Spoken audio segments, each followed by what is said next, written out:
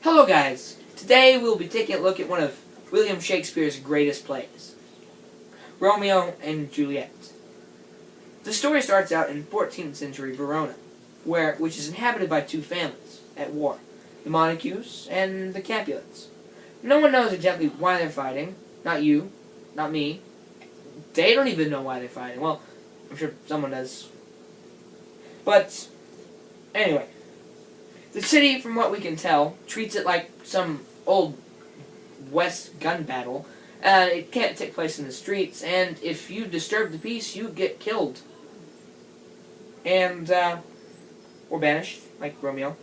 I'm gonna go off track here for a second, because I can't... Okay. Basically, the Montagues have a son named Romeo, and the Capulets have a daughter named Juliet.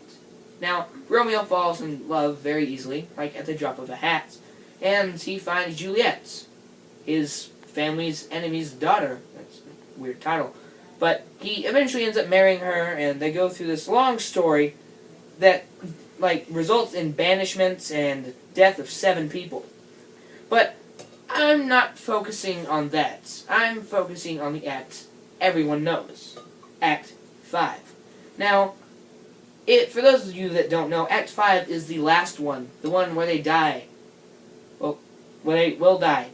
It's the final one, guys, so if you didn't know about that, you will. If you're really worried about being spoiled, I question you, because you've probably read it. In Wikipedia lists there are 286 different movies about Romeo and Juliet, including The Lion King 2, which is on there. That's weird. But anyway, let's get on to the story. It was the city of Mantua. Romeo is skipping down the streets, describing his dream he had the night before, where Juliet had found his dead body, and she kissed him back to life, like a breath of fresh air. Soon afterwards, Balthasar comes to warn Romeo of Juliet's death. Well, you can't really warn about death. He tells her about how Juliet is dead. So, just like any other teenage boy who falls in love, he decides to kill himself by drinking a deadly potion. Almost simultaneously, Friar John and Friar Lawrence are speaking about the letter that they were going to send to Romeo to alert Juliet of drinking the sleeping potion, which made her sleep for exactly 42 hours. Well, it turns out Friar John is kind of irresponsible, and did not mail the letter to Romeo as he promised, meaning that Romeo believes Juliet is actually dead. Romeo soon finds himself at Juliet's tomb, belonging to the Capulets. There he finds Paris mourning over the loss of his wife. See, Paris was supposed to marry Juliet the next day. He soon kills Paris because there's apparently no other way out, and then begins to proceed into the tomb. Once inside of the tomb, Romeo drinks the poison, rendering him useless, and apparently he fell down the stairs while he was at it.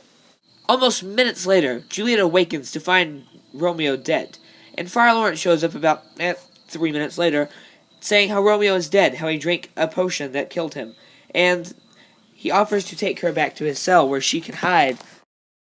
Like every other teenage girl, she said no. She pulled out Romeo's dagger and stabbed herself in the chest. She died shortly after because apparently stab wounds are, in fact, deadly. After all the crazy events happen, Friar Lawrence stays behind to explain to the Capulets and the Montagues just what happened between their teenage siblings. Not siblings. Son and daughter. Anyway, since he stays and explains, the Montagues and the Capulets agree to finally bury the hatchets, or whatever you bury to mean truce.